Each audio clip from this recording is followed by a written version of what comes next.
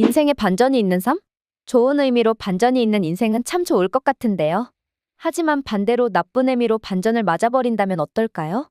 예를 들면 내 평생의 짝인 줄 알았던 사람이 나에게 배신을 했다던가, 알고 보니 내 부모가 친부모가 아니었다던가? 이건 너무 막장 드라마 이야기 같군요. 마지막 말은 취소해요.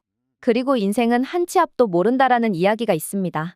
또 예를 들면 내 짝꿍인 줄 알았던 사람의 배신으로 힘들었지만 결과적으로 나에게 좋은 일이 생기는 일 말이죠. 오늘 소개해드릴 사연도 인생의 반전과 한 치 앞도 모르는 인생이라는 두 가지를 모두 경험했다는 사연인데요. 그리고 그녀는 마음 시린 상처 덕분에 지금 한국에서의 삶을 위해 노력할 수 있었다며 인생의 반전을 맞이했고 아팠던 지난 과거 일도 오히려 감사할 따름이라고 합니다. 무슨 일이 있었던 것인지 지금부터 사연 만나보시죠.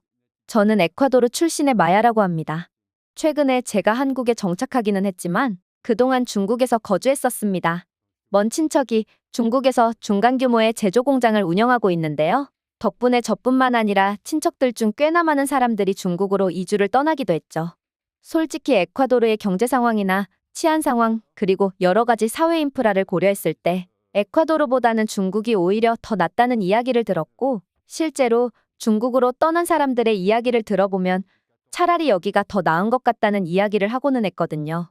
공장도 중국의 대도시와 멀리 떨어져 있지 않아서 대도시에 거주하면서 출퇴근도 가능하니 지금 중국으로 불러줄 때 빨리 오라는 사촌 오빠의 조언도 있었고요. 처음 에콰도르에서 중국으로 갈 수 있었을 때 두려운 마음, 기대하는 마음 모두가 섞여 있었습니다. 그렇게 중국에 도착했습니다. 중국의 도심권은 건물도 높은 편이고 에콰도르보다 길도 더 깨끗해 보였습니다. 제가 살던 고향처럼 길이 포장되어 있지 않아서 차가 지나가면 흙먼지가 일어나는 곳이 아니기도 했고요. 중국은 세계에서 가장 인구가 많은 나라잖아요. 그만큼 사람이 많아서 군데군데 편의점이나 마트 그리고 병원 등 필요한 시설이 충분히 있어서 오히려 생활하는 데는 에콰도르보다 훨씬 좋았습니다. 그리고 저는 중국 생활에 금방 빠져들게 되었는데요. 이 공장의 주인, 먼 친척인 미구엘 아저씨에게 중국에 온 걸 환영한다며 첫 월급과 별개로 정착금을 지원해 주셨고, 저는 그걸로 중국 대도심 쪽에 작은 방을 하나 얻고 거기를 기점으로 에콰도르와 달랐던 도심권 생활을 누리게 되었으니까요. 솔직히 지저분한 골목, 어두운 골목에는 들어가지 않는 편이 좋겠다는 생각이 들었고, 도로는 넓고 교통량은 많은데 차들이 사람 따위는 안중에 없고 너무 거칠게 운전하는 습관, 그리고 신호등 체계는 무용지물이라서 길을 건널 때마다 목숨을 걸어야 하는 듯한 느낌이 있다는 것 말고는 전반적으로 만족했습니다. 그리고 에콰도르 사람들이 가장 힘들어하는 음식 문제도 어렵지 않게 해결되었는데요. 제가 거주하는 지역이 에콰도르 사람들이 꽤나 거주하는 지역이었고, 집 주변에 에콰도르 식료품점이 생겨서 먹기 힘든 중국 음식을 매일 먹지 않아도 되는 점 덕분에 중국에서 잘 적응할 수 있었습니다. 게다가 핵심적으로 저는 중국인 남자친구를 사귀게 되었거든요. 솔직히 말하면 그 사람이 한국 사람인 줄 알고 제가 먼저 관심을 보였어요. 여느 중국인답지 않은 깨끗한 피부, 그리고 말끔한 헤어스타일, 머리도 매일같이 감는 사람 같아서 제가 그 사람을 따라서 오히려 매일 머리를 감기도 했을 정도로요. 그리고 그 사람은 한국에 유학을 다녀왔던 경험이 있다고 해서 한국 문화도 알고 심지어 한국어가 가능하기도 했거든요. 그래서 그 사람이 한국말을 쓰는 모습을 보고 관심을 보였던 것이죠. 하지만 중국 남자라는 걸 금방 알게 되기도 했습니다. 그럼에도 불구하고 이미 관심이 가던 사람이고 제 눈에 들어왔기 때문에 저는 적극적으로 관심을 표현했죠. 마침내 그 사람과 연인 관계까지 발전할 수 있었습니다. 저는 그 중국인 남자친구를 따라서 중국의 다양한 문화를 경험해보고 여러 유명한 관광지도 놀러 가봤어요. 자연경관이 멋진 곳도 많았습니다. 그리고 저에게 따뜻하게 대해주는 그 사람을 믿고 결혼까지 하면 좋겠다는 생각을 하기도 했습니다. 그리고 그는 개인 사업을 한다고 했고 바쁘기는 했지만 돈은 많았던 것 같아요. 자신 명의로 된 중국의 아파트가 세 채나 된다고 했거든요. 제가 넌지시 결혼 문제를 꺼내기는 했지만 아직은 때가 아니라는 이야기를 하고는 했습니다. 제가 당시에 23살이었고 그 중국인 남자친구는 32살이었는데도 말이에요. 에콰도르와 다르게 중국에서는 도시 기준으로는 남자들의 평균 결혼 나이가 30살이 넘어버렸고 최근에는 더 늦게 하려는 경향이 있다고 하는 이야기를 듣기는 했지만 그래도 중국 전국 평균 남자 결혼 연령이 20대 후반이던 상황에서 제가 결혼 이야기를 꺼낼 때마다 아직은 시기가 아니다, 아직은 때가 아니다라는 말을 하고 있으니 역시나 나와 결혼을 하고 싶어 하지 않는다는 것을 깨닫게 되었습니다. 제 마음은 아팠지만 그래도 저는 만남을 이어갔습니다. 사랑하는 사람이고 신뢰가 있다고 믿었으니까요. 하지만 그 신뢰가 깨지는 데는 오래가지 않았습니다. 어느 날은 남자친구가 저희 집에서 술을 먹고 깊게 잠들어 버린 적이 있었는데요. 그때 어디선가 계속 전화가 오기 시작했습니다. 그의 외투 주머니에서 계속해서 울리는 진동음 때문에 주머니에서 핸드폰을 꺼내야 했는데요. 원래 평소에는 남자친구 핸드폰을 들여다본 적도 없어서 조금 조심스러웠지만 그래도 전화가 몇 차례 계속 오길래 전화를 꺼낼 수밖에 없었어요. 안 받으면 안 되는 중요한 전화 같아서요. 그리고 핸드폰 화면을 봤을 때 저는 놀라고 말았는데요. 저장된 전화번호 이름 옆에 하트가 붙어 있었거든요. 조심스럽게 전화를 받아봤습니다. 전화를 받자마자 날카로운 여자 목소리가 들렸습니다. 오늘도 집에 안 들어올 생각이냐? 왜 연락은 안 되는 거냐? 쫓겨나고 싶으냐 등. 저는 곧바로 제가 이 사람의 진짜 연인이 아니라 몰래 만나고 있던 세컨이라는 걸 알아챘습니다. 충격에 빠졌고 다음날 아침이 될 때까지 잠을 이룰 수 없었습니다. 다음날 아침에 그는 눈을 뜨자마자 제가 모든 것을 알게 되었다는 사실을 인지했고 그렇게 저는 그와의 이별을 선고했습니다. 제가 이별하자고 했지만 상처를 받은 것은 저였습니다. 그는 계속해서 원래 이혼하려고 했다. 변호사와 상담 중이라는 이야기를 하면서 저를 회유하려고 노력하는 모습을 보였습니다. 심지어 도심권 한가운데 있는 아파트를 줄 테니 거기에 부모님도 모시고 와서 살면 어떻겠냐는 말도 했습니다. 가난한 에콰도르 사람이던 저는 그의 제안에 솔깃할 수밖에 없었습니다. 그리고 고민에 빠졌어요. 정말 이혼하려고 했던 게 맞다면 위로가 될 것 같기도 했고 일단 무엇보다도 에콰도르에 계신 부모님을 더 나은 곳으로 이주시켜서 살게 해드릴 수 있다는 점 때문에 더 흔들렸던 것 같아요. 고민을 해보기 시작했습니다. 부모님이 여기에 와서 산다고 생각해보자고 말이죠. 천천히 고민했는데 제가 여기에 사는 것은 아주 어려운 일은 아니라고 생각이 들었는데요. 나이 드신 부모님이 고향 땅을 떠나 이곳에 정착해서 산다는 게 어떤 일인지 부모님이 느끼기에는 어려운 일이 아닐까라는 의문도 해가면서요. 하지만 저는 이렇게 부모님을 모시고 온다는 생각을 가진 뒤로 중국을 바라보는 시선이 완전히 바뀌게 되었습니다. 저야 물론 아직 젊다 보니 어떤 일이 생겨도 대처가 빠르고 중국인들과 섞여 살면서 억척같이 싸워가며 살아갈 때도 있었거든요. 부모님이 과연 그런 걸 할 수 있을지 생각해 봤을 때 아니라는 결론이 내려졌고요. 그리고 객관적으로 에콰도르보다 중국의 환경이 조금 더 나은 것 같기는 하지만 솔직한 마음으로 중국은 좋은 곳이라고 하기에는 부족한 것들이 너무나 많았습니다. 오랜 고심 끝에 저는 그 사람과 이별을 결정했습니다. 일단 용서가 되지 않았고요. 그리고 그의 제안에 솔깃하기는 했지만 중국이라는 나라가 부모님을 모시고 와서 살 만큼 좋은 나라가 아니라는 것도 깨닫게 되었으니까요. 그는 중국에 올 수 있는 좋은 기회이고 그게 재산적으로 큰 가치가 있다면서 저를 더 설득하며 회유하려 했지만 저는 끝내 거절했습니다. 저는 그 사람의 배신에 마음의 상처를 받고 한동안 힘들어했습니다. 그렇게 시간이 흘러가던 중 이번에는 정말 한국 사람하고 연애를 시작하게 되었습니다. 이 지역에서 한국 사람은 없다시피 한데 어떻게 만났냐고요? 제가 일하는 공장의 바로 옆 공장에서 새로 설비를 증축하기 시작했는데요. 거기에 각종 프로그램과 설비를 들여오느라 한국인들이 장기 출장을 왔거든요. 바로 옆에 있는 공장이라 이 주변 식당에서 점심시간이 될 때면 같은 식당에서 식사를 하기도 했습니다. 그럴 때마다 그들의 얼굴을 볼 수 있는 기회가 있었고 저희 공장 사람들뿐만 아니라 주변의 다른 공장 사람들 역시 한국 사람들은 어떻게 다 멋지고 잘생겼냐며 한국에 대한 주제가 한동안은 유행일 정도로 많은 사람들이 그 한국인들에게 관심을 보이고 있었어요. 그러다가 언젠가 하루는 제가 일하는 공장에 젊은 한국 남자가 찾아왔는데요. 새로 증축하는 공장에서 설비 일을 하던 사람이었죠. 설비가 들어오는 과정에서 소음이 크게 발생할 것 같아서 미리 양해를 구한다는 내용으로 찾아왔습니다. 솔직히 이렇게 옆 공장에 양해를 구한다는 것은 중국에서는 잘 없는 일인데 한국 사람들은 참 뭐래도 꼼꼼하고 잘 챙기는 사람들 같았죠. 저는 그 사람에게 첫눈에 반했고 그 뒤로 공장을 오고 가며 과일도 챙겨주고 가끔씩 대화도 하는 사이가 되었어요.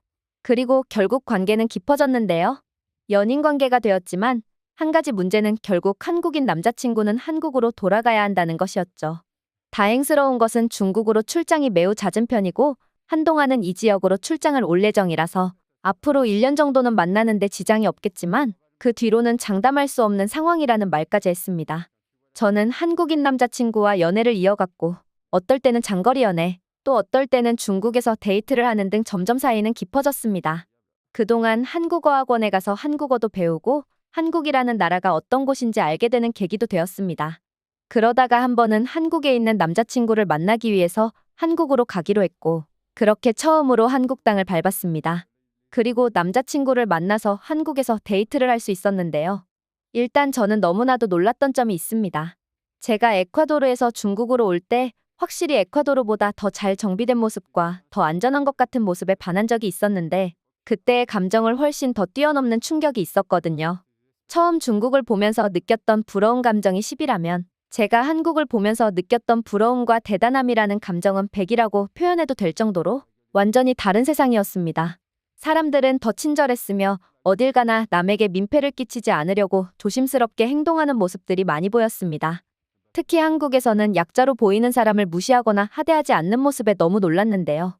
이런 말하기는 좀 그렇지만 중국에서는 자신보다 지위가 낮거나 약해 보이는 사람이 있으면 깔보려는 습성, 무시하려는 습성, 무엇보다도 만만하게 보는 습성이 있어서 그걸 적응하는데 정말 어려웠거든요.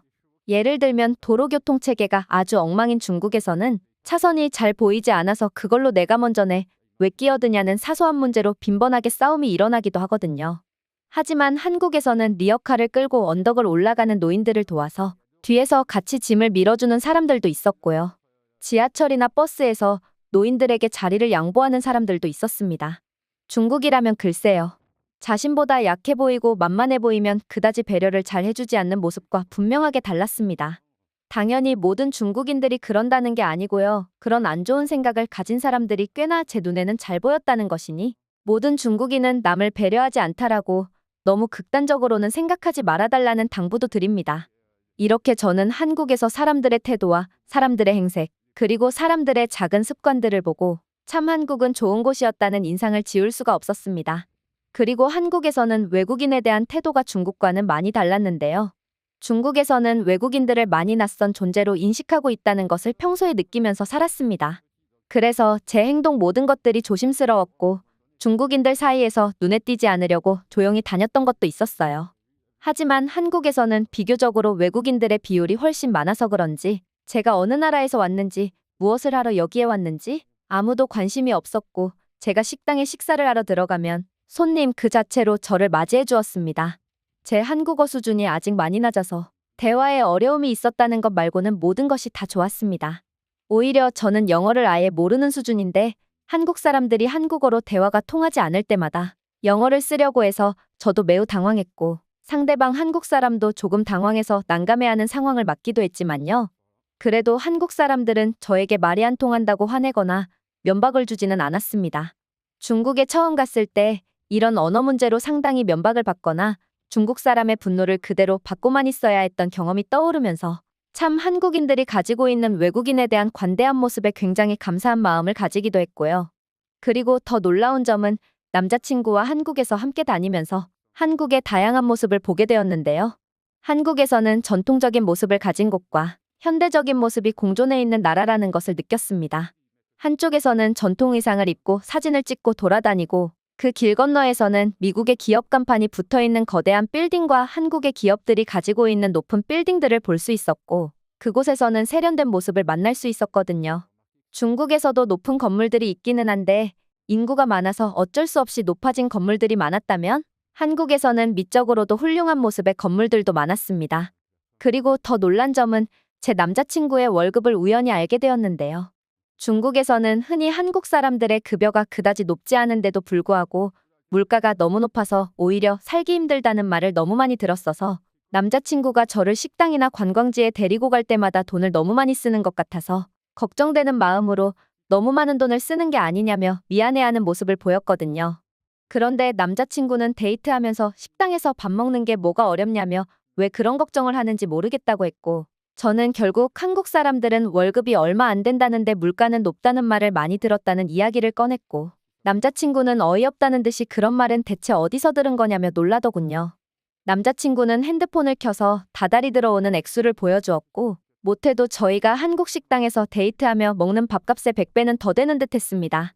중국에서는 일반적으로 데이트하며 식사를 하는 금액의 100배의 돈을 벌면 엄청나게 돈을 잘 버는 것이거든요.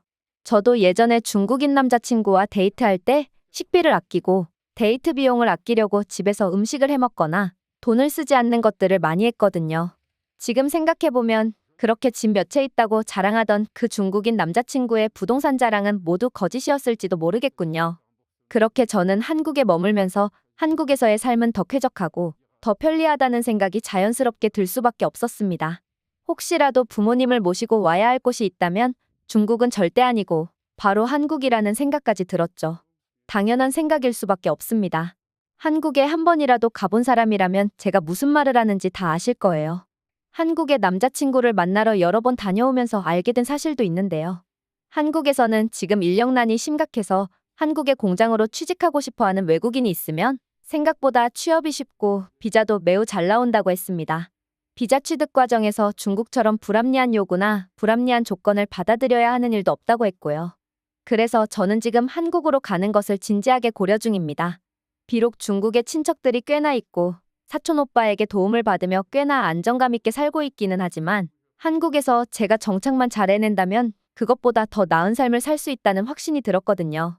그래서 지금은 한국인 남자친구도 저를 지지해주고 저도 한국에 정착하고 싶은 마음이 크기 때문에 한국으로 취직하는 것을 알아보고 있습니다. 제가 중국에서 지금까지 쌓아온 것들이 있지만 그런 것들을 포기하고서라도 한국으로 가는 게 맞아요. 그리고 부모님을 모시고 올 정도의 형편이 된다면 그게 한국이 맞고요. 중국에서는 제가 아무리 노력해도 그럴 형편이 안 된다고 느꼈는데 한국에서는 나만 열심히 하면 그게 될 것 같거든요. 그래서 저는 정말로 열심히 노력하고 있습니다. 언젠가는 한국에 정착 후 제 이야기를 또 쓸 수 있는 날이 다가왔으면 좋겠습니다. 제 이야기 들어주셔서 감사합니다. 오늘의 영상은 여기까지입니다. 그리고 지금 화면에 나오는 영상을 아직 시청하지 않으셨다면 지금 바로 시청해보세요. 재미있는 다음 사연이 기다리고 있습니다. 감사합니다.